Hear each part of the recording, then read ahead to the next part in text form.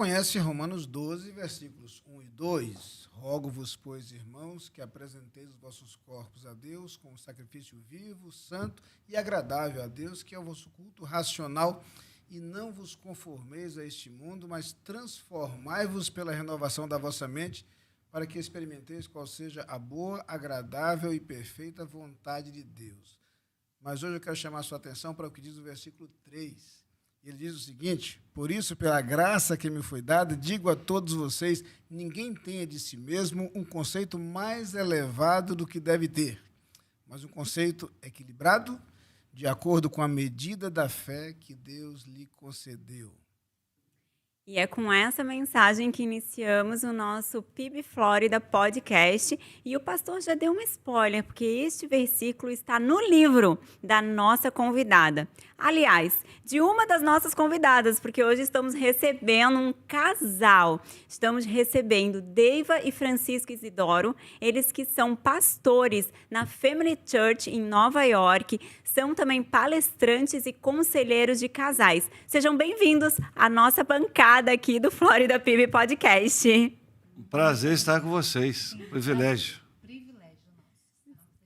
Satisfação nossa receber vocês aqui. Conhecemos bem o ministério que Deus tem realizado através da vida de vocês, mas hoje vamos fazer com que os nossos ouvintes conheçam um pouco melhor. Antes da gente iniciar nossas perguntas aqui com os nossos convidados, eu quero pedir para você comentar, curtir e compartilhar esse episódio, porque assim a mensagem que será transmitida hoje chegará a muito mais pessoas. Vamos lá, saber aqui. Vamos iniciar, né? Vamos começar. A gente tem muita pergunta para fazer hoje. Pode começar pela história, para depois falar um pouquinho mais sobre o ministério, né? Vamos lá. Mas fala um pouquinho da história de vocês, da vinda de vocês para a América e esse ministério que já tem se realizado ao longo de todos esses anos. Nós estávamos servindo a Deus especificamente Cariacica, que é a Grande Vitória, num bairro chamado Itacibá. Servimos lá por quase 8 anos. E Deus nos abençoou muito ali. Naquele tempo, nossos filhos nasceram. E aí recebemos uma convicção de Deus que devíamos vir para Nova York. Na época, a nossa igreja chamava a Primeira Igreja Batista Brasileira de Língua Portuguesa de Nova York. O nome era maior do que a igreja, na verdade, né? E hoje simplificamos para a Family. Mas tem sido uma experiência fantástica o fato de ter vindo, saído de onde saímos e ter uma experiência completamente diferente, completamente nova, desafiadora. Quantos em Nova anos York. já? 27 anos. Vamos para 28. É interessante que nessa vinda, né, há 27, quase 28 anos atrás, eu não queria vir. Eu tinha que ter muita convicção de que era a vontade de Deus. Eu não via motivos para sair do meu país, sair do meio da minha família. Nós amávamos a nossa igreja, estávamos vivendo um dos melhores momentos da nossa igreja naquela época. Mas foi com uma convicção de Deus muito grande, num texto que ele me disse que eu não sabia que existia na Bíblia, apesar de já ter lido, mas é que naquela época aquele texto pulou aos meus olhos, chamou a minha atenção, que está em Deuteronômio, eu não lembro exatamente, eu creio que é 11:1 ou 12:1, que diz assim: hoje você vai sair da tua terra e vai alcançar e conquistar nações maiores e mais fortes do que você. Cidades altas e muradas até o céu.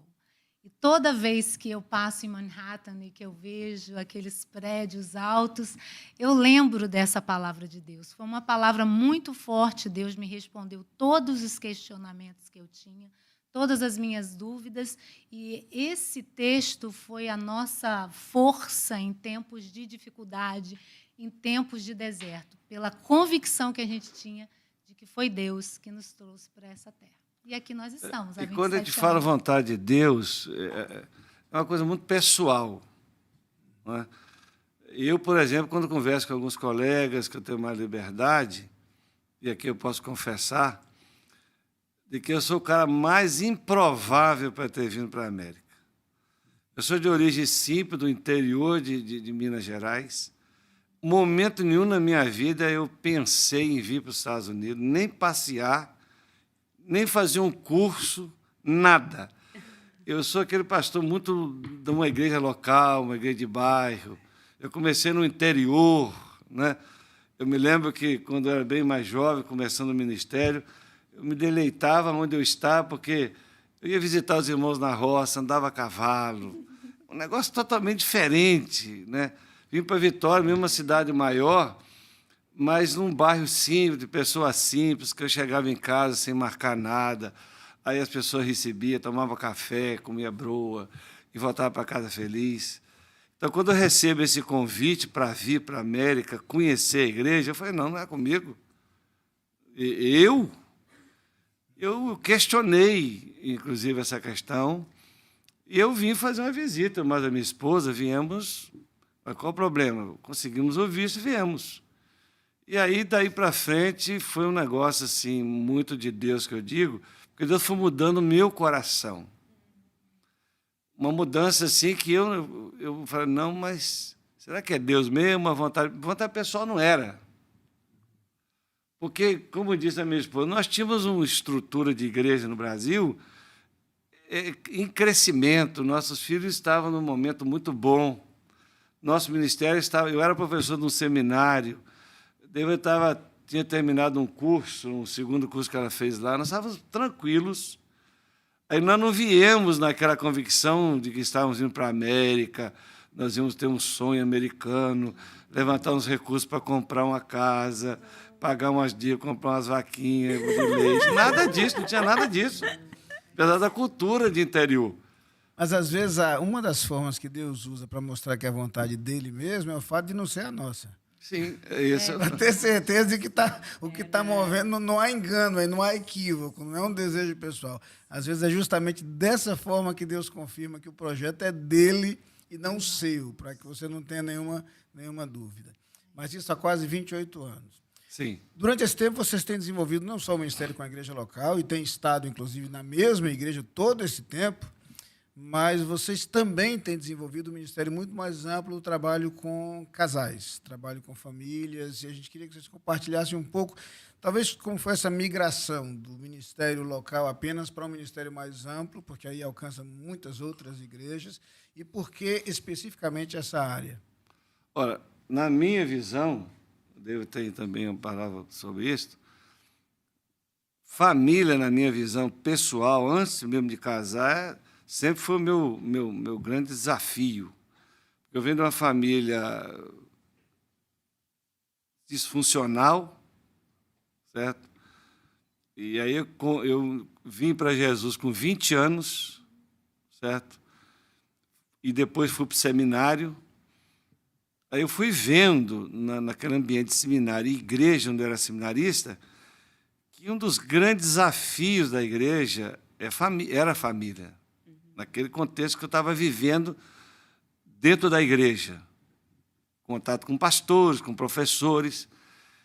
E Deus foi colocando no meu coração ler mais, estudar mais. Eu li muito no seminário, estudei muito, li muito livro, falando de família, porque no meu coração, à medida que eu ia lendo, me inteirando de família do ponto de vista de Deus, eu fui me apaixonando pelo tema. Falei, então não existe uma igreja forte sem família forte. Temos que trabalhar para as famílias estarem mais firmes, mais preparadas, mais estruturadas. Aí tem igrejas boas, estruturadas, bem preparadas, o que todo mundo conhece. Famílias fortes, igrejas fortes, a sociedade se fortalece mais. Então, isso foi uma origem, né, desse interesse, porque eu via que era algo prioritário na igreja e para a minha vida. Porque eu queria construir uma família também que foi diferente da que eu tive. Porque eles me deram o que tinham, mas eu, em Cristo e com a palavra aberta, eu falei, não tem coisa melhor, que eu quero passar para a minha geração. Aí comecei a me preparar, a estudar, a ler, como é que seria bom esposo, isso sem ainda estar casado. Aliás, Deus tem um senso de humor muito interessante, que eu me casei com 30 anos. Eu podia ter casado com 25, logo que saí do seminário. Ainda fiquei solteiro no ministério 6 anos. Estava desesperado. esperado.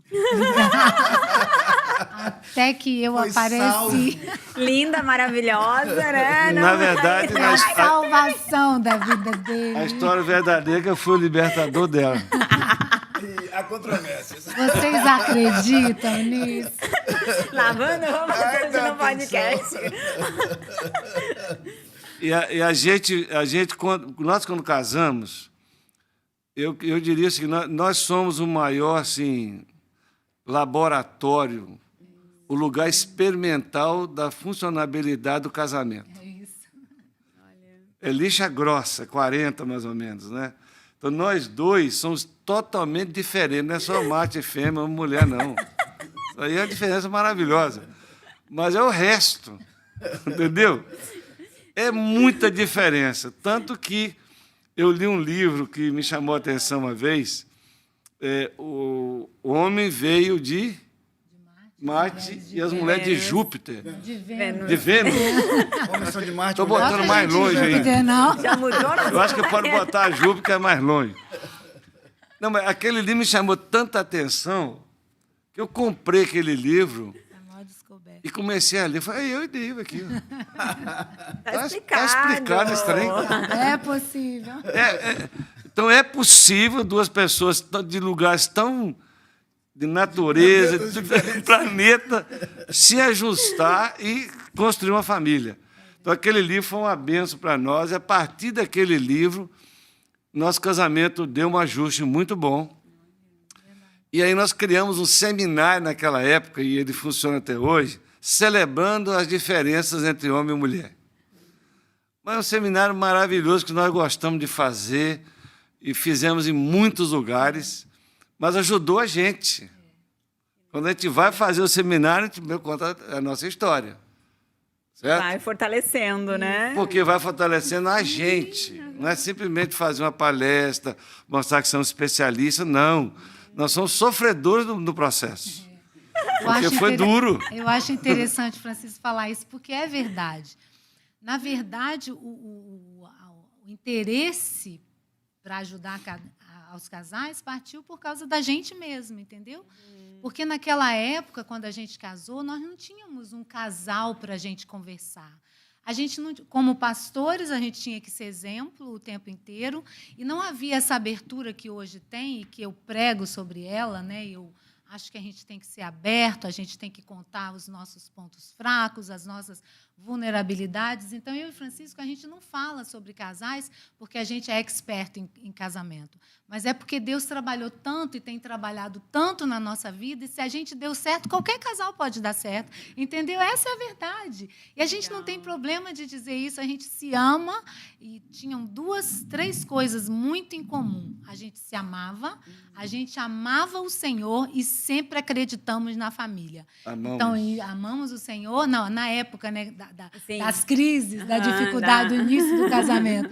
Então, isso fez a gente não abrir mão de forma nenhuma do casamento, entendeu? E assim Deus foi trabalhando em nós, e hoje a gente gostaria e quer muito que Deus trabalhe através de nós, né?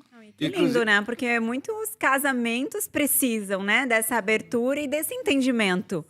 Que bom que tem essa abertura com vocês. Não, eu sou tão cara de pau que eu ofereço para ir nos lugares. Porque eu vejo que dentro da igreja evangélica, no geral, há uma preocupação tão grande com tanta coisa, menos com a coisa essencial, que é a família.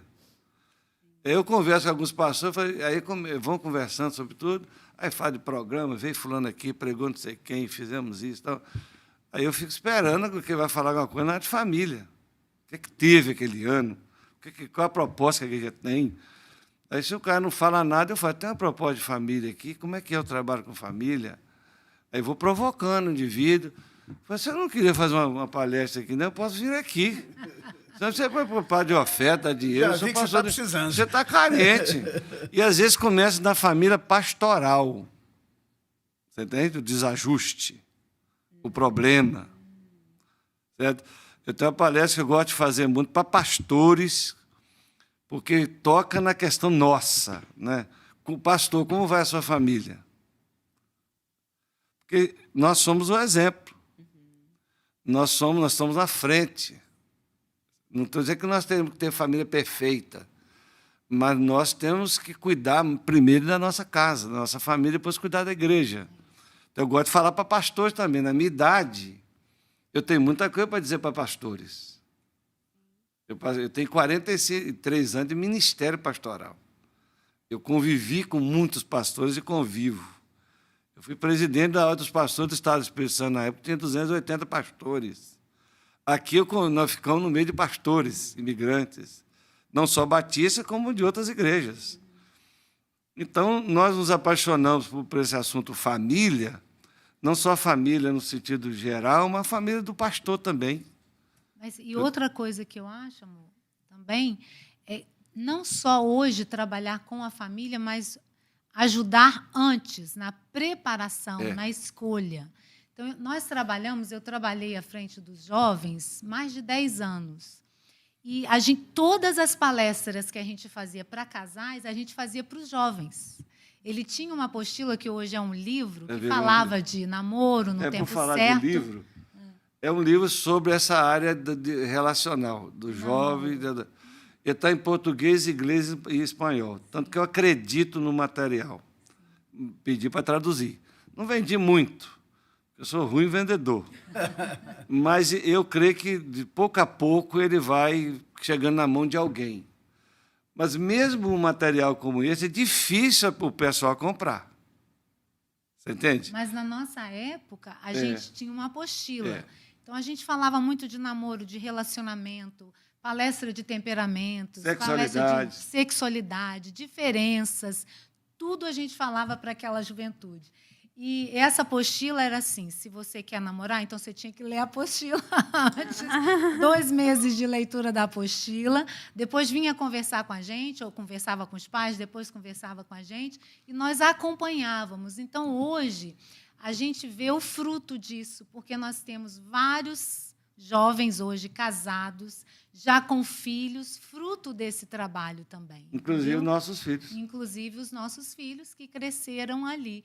Então, isso tudo a gente fazia porque a gente crê que falta essa abertura, essa conversa. Eu tinha conversas muito abertas com as meninas, com os meninos, sobre qualquer assunto e sobre qualquer questão. Então, eles tinham essa liberdade de perguntar sobre N áreas da vida na sexualidade, em qualquer área que fosse. Então, eu acho que essa abertura ajuda muito na preparação do casamento, para você ter, né, menos problemas e ter um casamento mais saudável. Olha, bem interessante, né? Porque realmente é isso, nessa fase dos jovens, dessa preparação. Muitas pessoas não cuidam dessa área, o jovem acaba casando, e aí depois que casa, agora não adianta, né, olhar e dizer não era bem isso que eu queria ou que eu esperava. Então, se prepara antes, e ter esse cuidado é muito importante. Você observa que há mais preparo para tirar uma carteira de motorista do que casar. É verdade. Não é verdade ou não? É. O nível de exigências é maior. O nível de exigência. Vai tirar uma carteira, você vê como é que é a novela. Casar, não. Ah, vamos casar, vamos. Vai lá na corte, paga uma taxa, comparece no dia marcado, e pronto. O cara lá disse, está casado, e pronto, vai embora. Você mencionou esse livro, mas eu sei que vocês têm outros livros que vocês já têm produzido, alguns materiais. Fala um pouquinho sobre o material que vocês têm usado. Eu produzi um livro que, na verdade, nem palestra fiz desse livro ainda, porque é uma coisa que me inquietava o coração. Eu fui escrevendo, fazendo anotações, pesquisas. É um livro que trata hoje da terapia do amor e do perdão. É um livro bem terapêutico, esse livro. Então, quem lê o livro e se inteira do assunto, tem muito conteúdo nessas duas áreas. Porque eu defendo uma tese no livro, que não é defendida por muita gente, de que o amor é condicional, é incondicional, amar, certo? E o perdão é condicionado ao arrependimento. Então, eu construo toda a argumentação em cima disso. O que significa amor incondicional e o perdão condicional. Perdão. Por quê? Porque eu vi muitas vezes reportagens, li muito em livros.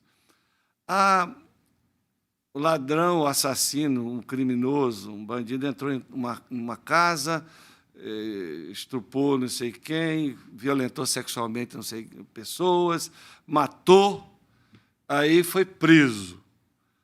Aí compareceu na prisão a mãe ou o pai, abraçando aquele indivíduo e dizendo assim: eu perdoo você. Eu falei, mas isso é perdão? Que perdão é esse? Tem isso na Bíblia? Aí, na minha cabeça, eu entrava em crise com isso. E na Bíblia, que eu vejo na Bíblia que nós temos, é que Deus nunca perdoou ninguém sem arrependimento. Aí eu tenho todo um argumento lá bíblico que construi isso, só que o amor, que é tão falado e menos vivido, que eu não sabe nem que amor estão dizendo hoje, eu também trabalho muito nessa questão. Que é realmente amor. O que é realmente amor? O que é realmente amor? o amor? Então vamos perguntar, o que é realmente o amor? Tem várias palavras para amor no professor de grego, é o Ney, né? Mas nós ficamos ali no livro, no amor ágape, o amor de Deus, o amor verdadeiro, o amor sacrificial. É o amor que você faz bem para você e faz bem para quem convive com você. É o amor, porque a essência de Deus é o que? Amor. Deus é amor. Então, nós precisamos encher desse amor, um amor que Deus tem por nós, ele tem que estar em nós, estar na nossa casa e nós exalarmos esse amor para todo mundo. Mas não é esse amor irresponsável, porque o amor também tem um amor que se compraz e um amor que se compadece. Então, para mim, o amor de Deus é um amor que se compadece. Certo? Mas também tem um amor que Deus tem prazer. Na minha opinião, Deus tem prazer nos filhos e compadece dos ímpios, daqueles que não têm Jesus. E tem o juízo de Deus, que está junto com o amor. Porque quem ama, corrige, quem ama, pune. Então, hoje nós temos uma libertinagem de um amor tão doido, que ao mesmo tempo que você fala assim, eu amo, aí eu amo o cachorro, o gato, e eu amo meu marido. Mas que amor é esse? Certo? A uma expressão feminista, eu amo salada, eu amo meu sapato. Amei seu sapato. O que é isso? Que amor é esse? Que amei sua roupa. Não falou? Falei. Amei sua roupa. Então, Ele fica em crise com isso. aí eu sempre digo assim, a gente gosta de coisas e ama pessoas. Deveria. Então eu gostei da sua roupa. Eu gostei da sua roupa, tá linda. Né? Achei interessante, onde você comprou, você me empresta para sair numa feira. Tá, tudo bem.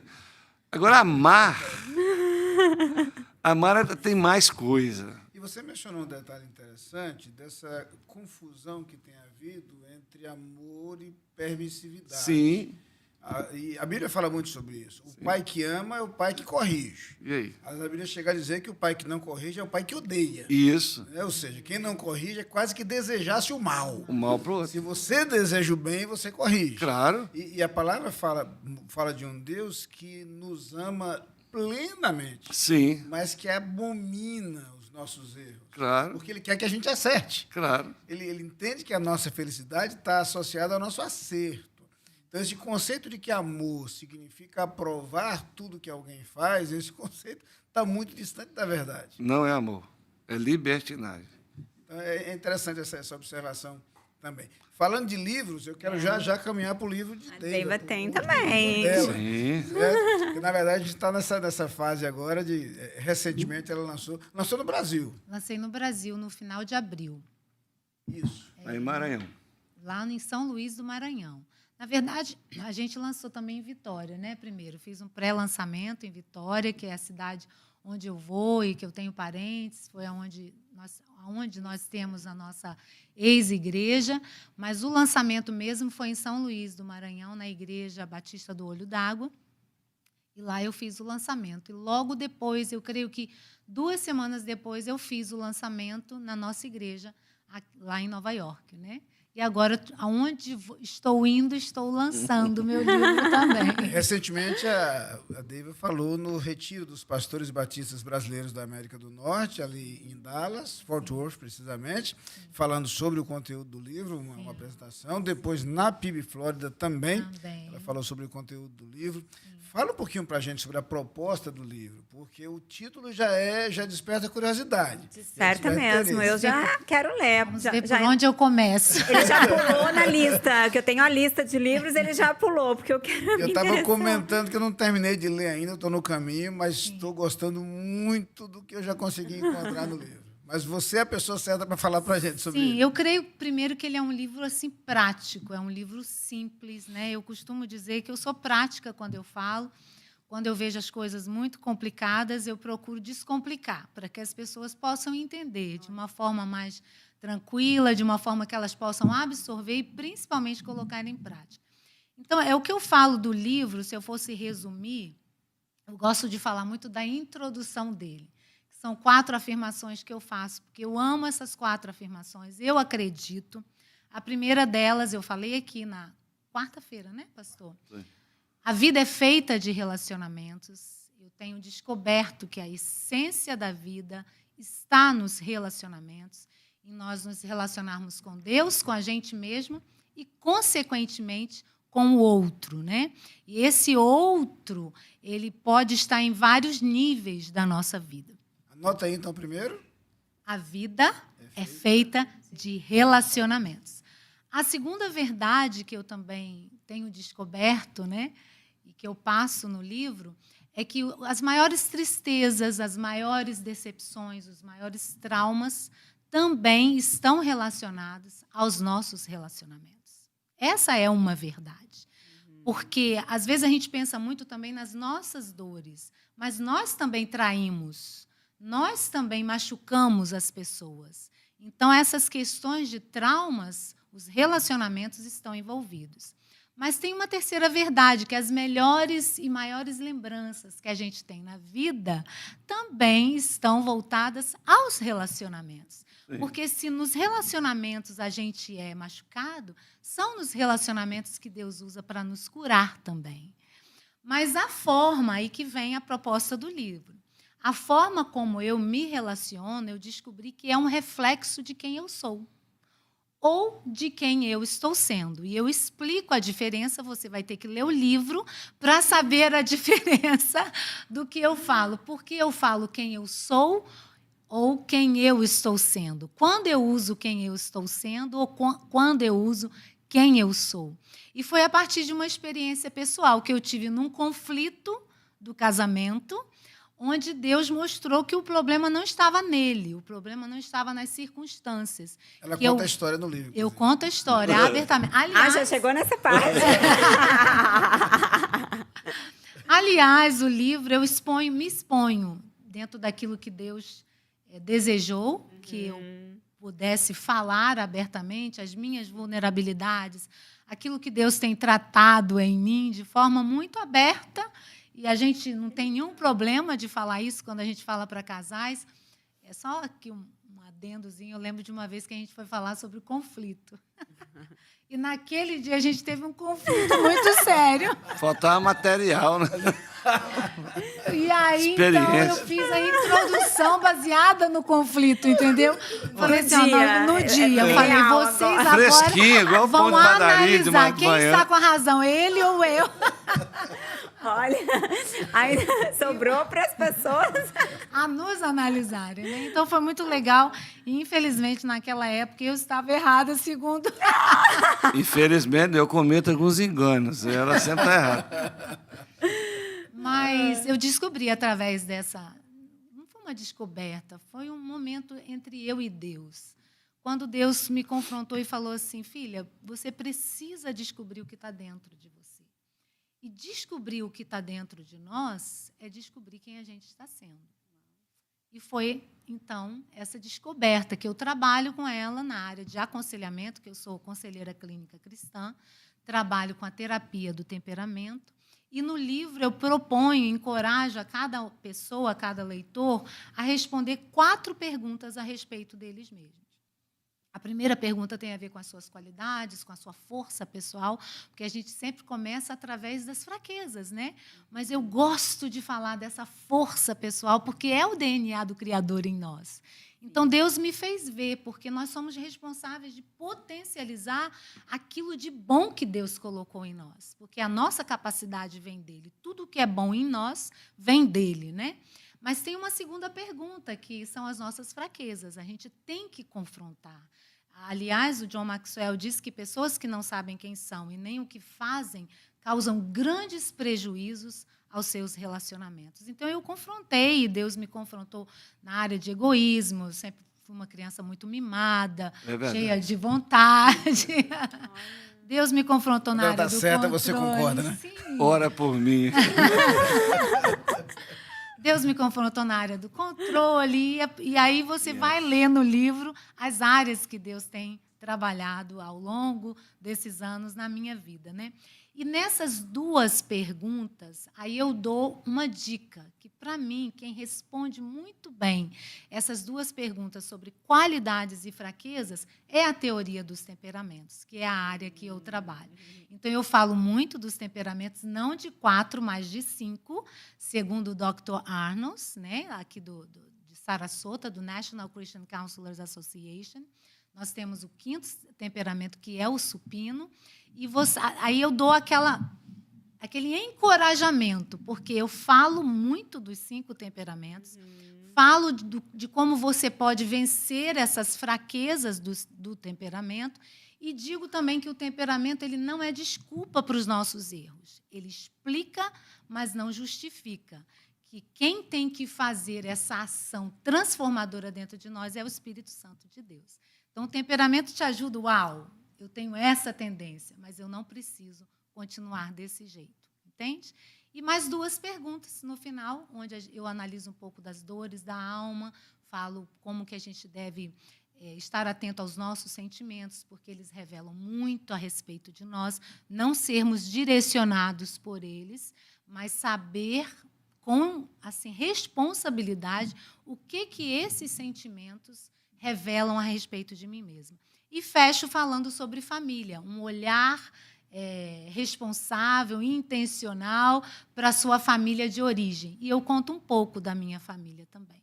Então, é esse encorajamento que eu dou, a você se autoconhecer.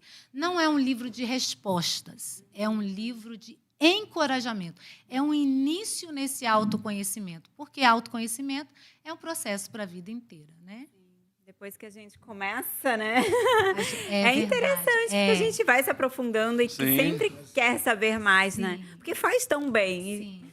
E essa sacada de conectar meu autoconhecimento, né, quem eu sou, e você fala muito bem, não vamos dar o spoiler agora, mas você fala muito bem dessa questão da diferença entre quem eu sou e quem eu estou sendo, é muito interessante isso. Mas essa questão da minha identidade, da minha autoidentidade e os relacionamentos, a conexão entre essas duas coisas, eu acho que isso é o ponto forte do livro. Com certeza. Né? Porque a gente, até de forma empírica, a gente até conhece o modo como os relacionamentos interferem em quem nós somos ou quem nós nos vemos. Mas essa conexão que você trabalha entre as duas coisas, a partir, não do relacionamento, mas a partir de mim para os relacionamentos, é muito interessante. Muito interessante. Pois é, porque tudo passa por a gente, né? Aí algumas pessoas perguntam assim, mas Deiva, então quer dizer que eu sempre sou o problema do relacionamento? Não, muito pelo contrário. Quando você tem essa autopercepção equilibrada, como diz o versículo de Romanos 12:3, você sabe, e a gente tem o Espírito Santo também, você sabe se em algum conflito, se o problema está em você ou se o problema está no outro. Então, é a autopercepção que vai te dar esse conhecimento, porque, senão, ou você aceita que sempre o problema é seu, ou você prefere, então, dizer que sempre o problema é do outro, entende? Mas, na autopercepção, você vê assim, não, isso aqui realmente tem a ver comigo. Então, me perdoa, eu estou trabalhando com isso, a gente é humilde em admitir, mas se é o outro, não. Eu sempre falo, existe uma pergunta que é muito boa da gente sempre fazer. Essas questões aqui têm a ver comigo ou têm a ver com o outro?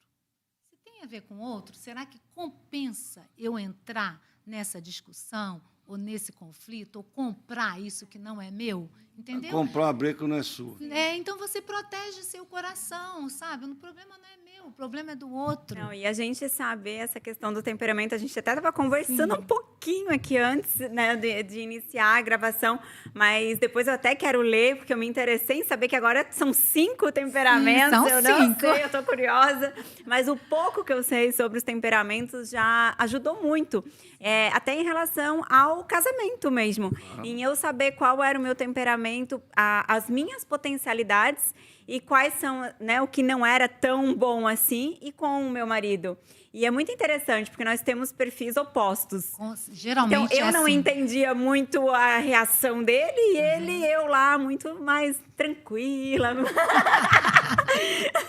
É muito engraçado. Sim. E hoje, ao contrário, a gente usa isso para trazer um equilíbrio, e eu trazer essa tranquilidade para ele, e ele, né, trazer esse movimento da decisão, de ser mais rápido. Então, é muito interessante quando a gente começa a entender, se autoconhecer e trazer para o nosso relacionamento. É muito interessante você colocar isso, porque quando eu me descobri, né, quando eu fiz, porque o sistema de perfil Arno, ele trabalha em 3 áreas, na área da inclusão, na área do controle e na área da afeição. Então, para mim, é o sistema mais completo na análise dos temperamentos. E aí eu descobri os de Francisco. É primeiro o meu, né?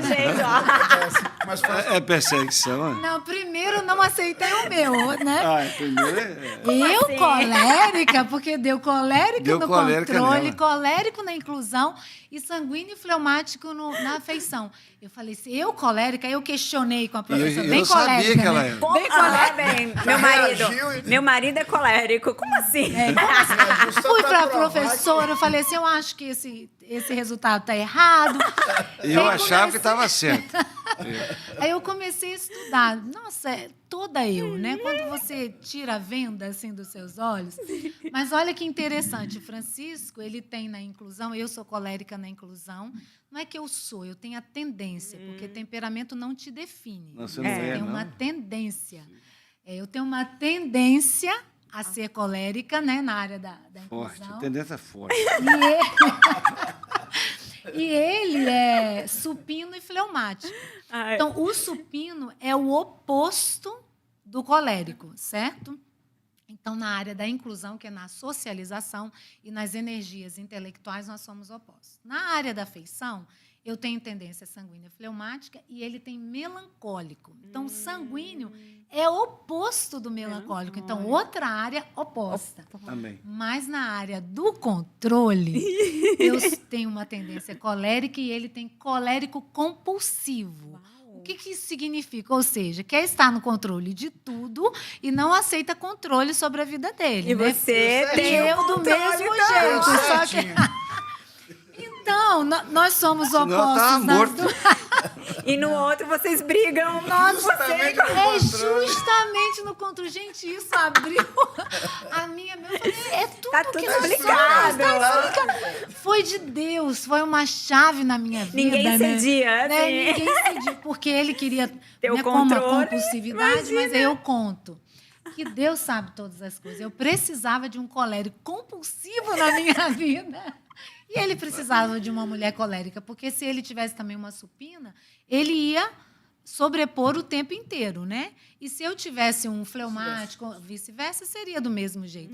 Então, esse trabalhar de Deus em nós é fantástico, né? Esse processo de descoberta, quando você consegue chegar nessa percepção de que as diferenças fazem parte do plano, fazem parte do projeto. Uma expressão que eu ouvi de um amigo meu uma vez, você consegue transformar as diferenças em somas. Sim. Eu me lembro de uma imagem que a gente usou uma vez animada de 2 menos que se juntavam formando um mais. Né? Então, você consegue transformar diferenças em somas, você consegue transformar essas diferenças em algo útil, produtivo. Sim. Você descobre, inclusive, que quando você usa o ponto forte de um, o outro erra menos.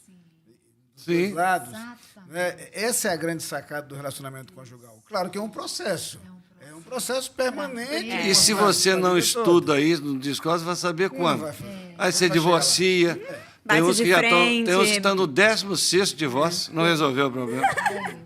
É aquela Tudo história. igual. Não adianta, tudo tem que ser humano. Porque provavelmente no segundo ou terceiro casamento vai procurar uma pessoa bem parecida com a primeira. Pode Vai ser. continuar tendo o mesmo problema de novo. É. Vai continuar tendo o mesmo É problema. o comportamento repetitivo, É, né? Uma exatamente. tendência ao comportamento repetitivo. E eu gosto muito, quando fala de diferença, aquilo, até falei na quarta-feira, eu gosto demais do Justin Bieber, um filósofo. E eu li isso no livro Espiritualidade Emocionalmente Saudável, do Pira Escaseiro, que é um livro tremendo também. Quando ele diz que os dois tipos de relacionamento, quando você olha, é o eu-tu, que ele chama o eu-coisa. O eu-coisa é quando você olha o outro como uma coisa, não é único, não é singular, então você quer que o outro pense igual a você, haja igual a você, faça igual você faz, viva do jeito que você vive. Meu jeito é o certo. É, o meu jeito é o Você- certo. É como a gente fala, né? O casamento, os dois se tornam uma só carne, mas essa uma só carne sou eu. Eu comandando o tempo inteiro. Mas ele diz que o relacionamento correto é quando você vê o eu-tu. É quando você vê o outro, que é um ser especial, único, singular aos olhos de Deus, amado por Deus assim como você é. E ele diz que o ápice dos relacionamentos é quando a gente aprende a lidar além das diferenças. Aí ele fala assim: existe um buraco, né, entre você e o outro, que são as diferenças. Mas aí quem ocupa esse espaço entre você e o outro é Deus. Aí você olha o outro pela visão de Deus. Você olha o outro, eu fico arrepiada, pela perspectiva de lindo. Deus. Porque quando eu li isso transformou. Fez Isso eu sentido. li há pouco tempo. Mas isso tem me impulsionado, por exemplo, as pessoas às vezes que me sugam, né? Primeiro eu pergunto, Dave, o que está aí dentro de você que Deus está te mostrando que essa pessoa está te irritando tanto? Porque passa primeiro por mim. E aí depois eu pergunto, Senhor, como que o Senhor olha essa pessoa? Isso não é porque eu sou expert em relacionamentos. Eu sou intencional. O Francisco é expert em relacionamento. Ele tem um coração de amor, doador, como bom supino que ele é, e cheio do Espírito Santo. Mas eu sou intencional e essa visão mudou muito os meus relacionamentos e a forma como eu me relaciono, principalmente com os mais diferentes, vamos dizer assim, né? É isso. Mas um bom começo para essa caminhada é o livro. Sim. Esse livro é acessível. Diz aí para a gente de que maneira ele pode ser adquirido, tanto por quem está no Brasil, Sim. quanto aqui na América. Diz aí para a gente. No Brasil, ele está no Amazon. Então, pelo meu Instagram, você tem na bio o link que você pode adquirir esse livro. E aqui é através do meu Instagram, você fala comigo no direct, e aí esse livro chega até você pelo correio, entendeu? E nos lugares que a gente ainda vai, nós vamos agora na Califórnia, eu vou em Boston lançar também, na Pensilvânia, em New Jersey. Então, tem alguns lugares ainda esse ano que eu vou estar lançando, se Deus permitir, em Atlanta também. O Instagram é Deiva Isidoro. Isso, só Deiva Isidoro com Z. Gente, quanta coisa, né? Não, esse assunto é um assunto que eu amo. E assim, a gente trazendo, né, para nossa atualidade, para a realidade, quais que vocês acham que vêm sendo as maiores dificuldades nos relacionamentos? Vocês que estão à frente aqui do ministério. As maiores? Isso. Os desafios dos Sim. casais, né? A lista é grande, né? E... Dentro de tudo que Deiva falou, você vai ver que a primeira grande questão é que a gente não conhece, nós não nos conhecemos. Falta conhecimento pessoal, do eu. Certo? Nós não nos conhecemos, nós somos frágeis e fracos nessa área. Quase que ninguém provoca a gente, é um autoconhecimento. Né? E quando provoca, nós não queremos. A resistência, Nós somos resistentes, né? ao autoconhecimento. O Augusto Cura, nós fizemos um curso com ele de 15 horas, lá na Califórnia, uma vez, os pastores, você estava lá. Estava lá. Fantástico, foi um presente de Deus para nós. Ele falou que a viagem mais perigosa que o ser humano pode fazer não é a viagem à Lua, é a viagem para dentro de si mesmo.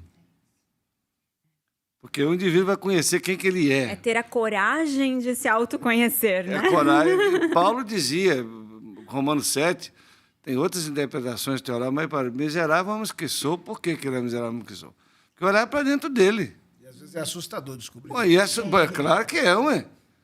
Diz que tinha um camarada tão problemático, tão assustador, que ele decidiu ficar sozinho, sem nenhum relacionamento. Sozinho. E ele fugiu de casa. Ele não se aguentou. Não se aguentou. Então você vê que tem gente. Se a gente brinca, a gente ri, mas nós não vemos a era, o tempo que é chique falar, estou estressado, estou com depressão. Não é isso? Não é isso? Gente que não quer socializar. Amor, e também, você perguntou, dentro dessa área, porque o relacionamento é o quê? É a força do nós. Então, é a força do meu eu, mas a força do eu do outro, não no sentido do ego, né? Mas do eu pessoa. Mas a força do outro, que é igual à força do nós. Então, como que você vai viver a força do nós com a escassez da força de você mesmo? É porque quem você é tem aquela ideia assim, se você não é bom ímpar, você não é bom par. Essa frase é muito interessante. É forte, porque é verdade. Então, às vezes, você vê no relacionamento, a dois, você está falando sobre o casamento, eu acho que o grande desafio é essa viagem. O que eu sou de fato? Porque é isso que eu vou contribuir no relacionamento. Você entende? Ela falou de pires caseiro, é um material que ele tem, que eu conheci, e nós aplicamos na igreja, que é fantástico para esse assunto. Porque ele é um pastor e ele teve uma experiência muito maravilhosa que ele conta no livro, de espiritualidade emocionalmente saudável, que nós tratamos, às vezes, muito de espiritualidade, mas emocionalmente saudável, não. Não é uma temática normal nas nossas igrejas.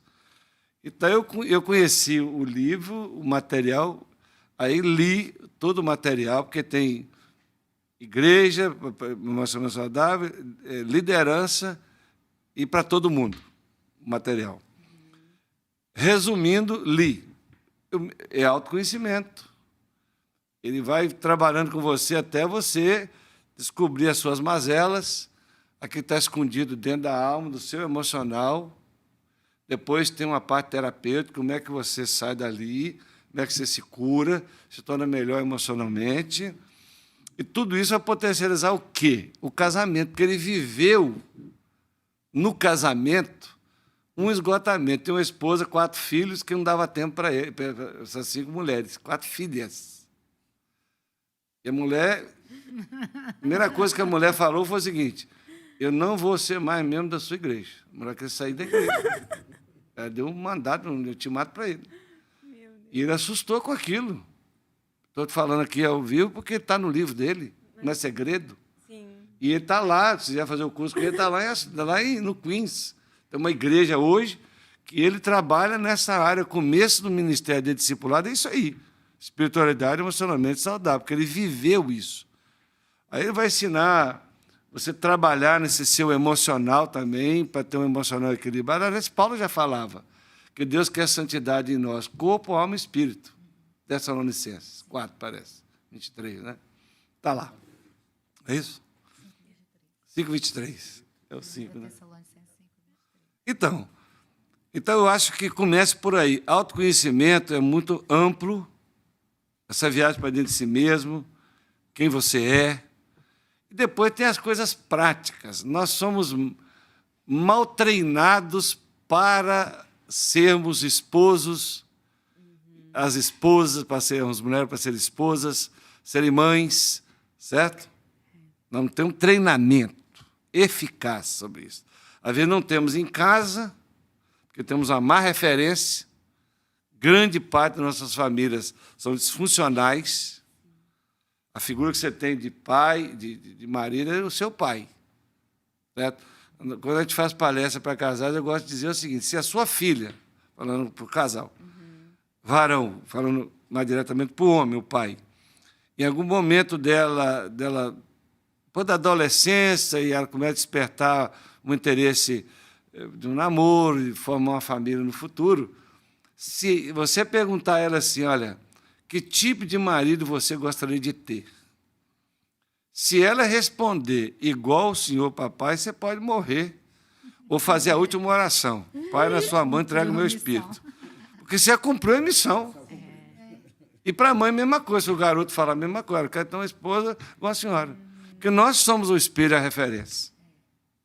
Primeiro momento, a formação é familiar. Ué. Não tem jeito. Não tem como nós falar, vou transferir isso para quem? Psicólogo. O psicólogo está nas nossas doideiras. Os psiquiatras dão remédio. Você entende? A igreja, ela faz o que pode, mas ela não substitui. Não substitui o lar, a família. Você entende? Então é muito sério. Há um despreparo. Aí é coisa pra caramba. O cara não sabe ser marido, não sabe ser pai. Não sabe as funções. Não sabe as funções. Papéis. Os papéis. É que é um problema crônico hoje. Indefinição de papéis é terrível. Eu atendo casais assim, que não estão frequentando nenhuma igreja, né? E quando eu pergunto assim, vocês sabem, já leram alguma coisa sobre o papel da mulher, do homem líder? A liderança, então, do homem, eles não sabem. 2 maridos, inclusive americanos, falaram assim para mim, eu não tenho noção do que é ser um líder na família. Houve um equívoco no processo que confundiu-se igualdade de valor com igualdade de papel. Exatamente, pastor. Duas coisas diferentes. O movimento feminista acabou. Diante de Deus, nós somos igualmente preciosos, mas não temos de valor. Com a sua função, né? A função Principalmente diferente. dentro Definida, da inclusive. casa, né? Principalmente na família, Sim. né? Porque a Bíblia diz que nem o homem é independente da mulher, nem a mulher é independente do homem, mas todos, né, são um em Jesus. Há uma interdependência de Cristo. Isso, mas na família existem papéis muito claros. E quando a gente foge desses princípios, que são princípios, né? Toda vez que a gente foge dos princípios, não tem como dar certo. Mas você vê que o processo destruidor dessa estrutura familiar, esse guarda-chuva de Deus, né, vem na história. Se você vai estudar a história, Paulo enfrentou isso lá no começo. Quando ele escreve para a igreja de Éfeso, é porque lá a coisa estava bagunçada. Já estava complicado naquela época. Estava lá. Você fala, não, é moderno. Não, é antigo. Vê a estrutura familiar grega, ou greco-romana. Vai lá estudar como é que eles pensavam das mulheres. E a história, os movimentos, seja feminismo, machismo, que estão por aí, prestaram um desserviço, porque eles foram para os extremos. Essa ideia de competitividade não existe. foge totalmente ao plano. Totalmente. Levaram a mulher a encarar funções, né, que não é dela. Não é dela. E a lutar por coisas, né, que falar não de um são negócio dela. aqui eu li há poucos dias e ficou na minha mente. Eu falei, que mundo. O cara resumiu o seguinte, que há um processo bem histórico de masculinizar as mulheres, feminilizar os homens e sexualizar as crianças. É verdade. Pronto, tá aí. Resumiu bem. Verdade. O processo é exatamente esse. O processo é esse. Tem sido exatamente isso. A ideologia, né, o que vem sendo pregado. Isso não é Tem algo que eu estudei também recente que traz muito isso, assim, da questão de que a mulher dentro de casa ela tem as funções dela de acolher, de fazer, né, todas as suas tarefas, e a mulher ela foi designada a ir para o mundo, né, a querer liberdade, a querer buscar, que veio aí do movimento Revolução feminino. Industrial. Autoafirmação, né? E aí o que aconteceu? Ela deixou o lar, né? Ela deu brecha, ela abandonou o lar. E aí, onde ela está dando as brechas? Porque ela se afastou da onde ela que é a protetora, que a mulher é a protetora do lar. Ela é a guardiã. E eu achei muito lindo isso. Geração após geração é tremendo. Exato. Porque as perdas vão se multiplicando. E eu costumo dizer que a mulher é a grande arquiteta dos relacionamentos. Porque a Bíblia fala que ela edifica. E quando Deus criou a mulher, edifica a casa. E quando Deus criou a mulher, o homem, ele percebeu, ele experimentou a solidão, mas a mulher foi criada para suprir suprir a solidão do homem. Então, Deus colocou na mulher características e qualidades muito fortes nessa questão de suprir solidão, de se relacionar. Foi projetada assim. Projetada assim. Então, a mulher, ela conecta, ela junta, ou o contrário. Essa é a função, principalmente, da mulher dentro de casa. É a função da saúde emocional, a função de ajuntar, a função, né, Acolher, de edificar, de amar. acolher. E quando ela sai, o lar fica completamente vulnerável, né? Então, você vê crianças carentes, crianças, adolescentes cheios de depressão, porque estão sozinhos, eles estão sozinhos. Não que seja só responsabilidade da mulher, mas Na também... verdade, tem pai e mãe ausentes. É verdade. os E não dois. que a mulher não possa buscar, né? Não que ela não possa ter uma profissão. Pelo contrário, ela Não, pode, mas pode. ela não pode esquecer qual é a função Mas qual é o dela, qual é o principal? papel dela, né? É aí que Em está casa, tendo ela uma não- controvérsia. Exato. Em casa ela não pode faltar, né? Lá o lugar dela é Esse insubstituível. equilíbrio é indispensável. É E indispensável. não é fácil. É, A gente não sabe é que não é fácil. Não é fácil. Sobretudo numa sociedade cujo discurso tem sido esse. É. O discurso de que igualdade de valor é igual a igualdade de funções e de papéis. E não vai funcionar. Não vai. Não vai funcionar. Mas sabe o que, Não que vai- eu penso também? Eu creio que nós estamos num momento muito bom de ensinar os princípios da verdade. Por quê? Porque a gente vem de gerações em que a gente já experimentou o que deu certo e o que não deu certo. E existe muita gente querendo acertar. Eu Está lido percebendo. eu lido com meninas. E gente dentro do movimento.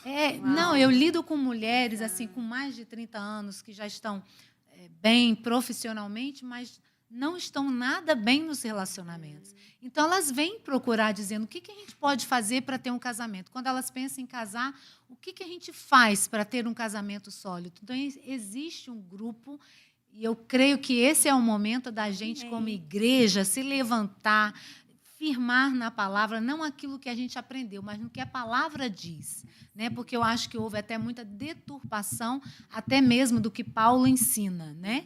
Mas trazer para o princípio da palavra e edificar e ensinar essa parte da humanidade que deseja aprender. Percebeu o que não funciona. O que não Está funciona. procurando saber o que funciona. E não sabe para onde Que foi vai. pregado isso, né, para essa geração, né? Não dependa de homem, vá trabalhar, vai buscar fora, vai. Então elas foram nessa busca e agora está vindo, mas calma aí, eu busquei isso, eu consegui isso, eu alcancei, mas Ficou um Ah. vazio. Mas aí entra, muitas... né, nessa, desculpa, pode. Não, você está falando. Não, só finalizei aqui que aí elas vêm agora nessa busca, né? Nessa Tá um busca, buraco, tá tá um um vazio. buraco. Porque elas se sentiram usadas, se sentiram objeto.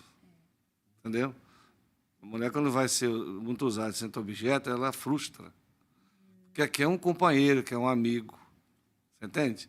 Mesmo que ela se acha que está abafando, mas chega um momento, a ficha cai. Mas vem cá, você vai me levar aonde? E tem acontecido exatamente isso. Os movimentos históricos, você mencionou a sociedade de 2000 anos atrás, os movimentos históricos acabaram mostrando para a humanidade o que não funciona. Sim.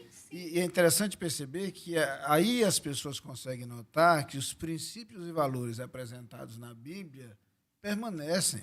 Eles continuam válidos. E todos os modelos alternativos que foram criados nessa trajetória frustraram, todos eles, sem exceção. Você tem razão. O sinarismo, por exemplo, eu vejo muitas entrevistas, fico observando, principalmente quando falo de família, eu fico lá ouvindo. Aí você vê de um lado um pessoal que tem ódio da cultura, né, judaico-cristã. Aí eu fico vendo, daí o cara fala, mas por quê?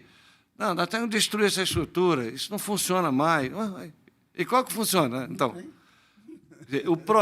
atrás desse discurso cultural ou ideológico, não se quiser dar, tem uma ação demoníaca Destruidora. que quer destruir para que uma minoria reine. Que é um interesse aí por trás disso tudo, econômico, financeiro, capitalista. No bom, no mau sentido capitalismo. Você entende o que eu estou dizendo? Então, nós, como seguidores de Jesus, a nossa base de princípios é judaico-cristão. É Velho e Novo Testamento, e mais Novo Testamento porque estamos em Cristo. Ali não podemos arredar dali. Porque se sair desses princípios, nós vamos para o caos. Vamos por aqui que o mundo está apresentando aí, a sociedade está apresentando, que não funciona. Você entende? Há alguns dias eu estava pregando na igreja e usei essa comparação. Eu disse, olha, a sociedade de hoje tenta desconstruir conceitos e princípios e rebelar contra eles. Sim. Eu posso ter muita raiva da lei da gravidade. Sim. Posso ficar revoltado com ela. Mas o fato de eu combatê-la não vai mudar nada. Exatamente. Porque é verdade, é verdade. Dá dois Eu trabalhos, né? É. Primeiro, Exatamente. lutar contra e depois você vê que ela tinha razão. funcionou. E ela- É porque o cara não se revolta contra os trânsitos de sinalização que tem.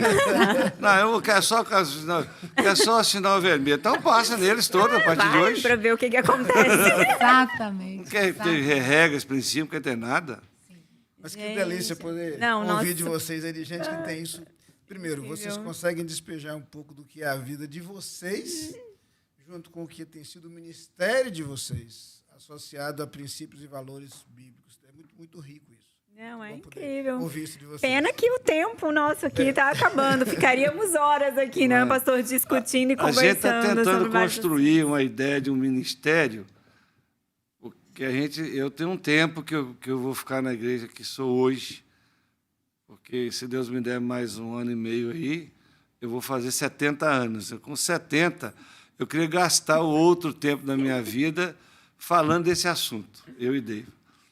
Então, nós estamos tentando estruturar um ministério que a gente tem chamado de família e descendência. Trabalhar dentro dessa temática, e é o sonho nosso. Aí, para ir nas igrejas, fazer palestras, ajudar, formar lideranças.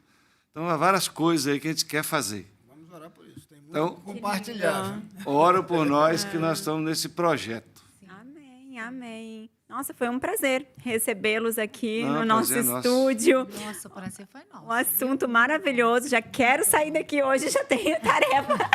Tem a leitura já. Comer esse bem. livro. E quando desejar, vamos fazer o questionário do sistema do perfil Arnos. Olha, vamos sim, Olha. vamos sim. Não, já é um tema que eu amo, que eu gosto. Eu gosto. Eu Aprendi. espero que dessa vez você... Aprende rápido você. Gratidão imensa a vocês, pastor Não, Francisco, obrigado. Deus, Obrigada a vocês vocês sabem pelo do carinho que privilégio. nós temos por vocês, da admiração imensa que nós temos por vocês. Vocês sabem disso. Eu e a Alice amamos muito vocês. E vocês são referência em nossa vida e nosso ministério. Vocês sabem Obrigada, disso. queridos. Muito obrigada. Estamos juntos. Deus Obrigada a abençoe. você Obrigado. também, que acompanhou a gente aqui até o final dessa entrevista. E se você gostou, comenta aqui, deixa seu comentário, deixa seu like e compartilhe. Compartilhe aí com a sua amiga, com a sua família, que com certeza você vai estar, de alguma forma, edificando e transbordando na vida dela. Obrigada mais uma vez e até o nosso próximo PIB Flórida Podcast.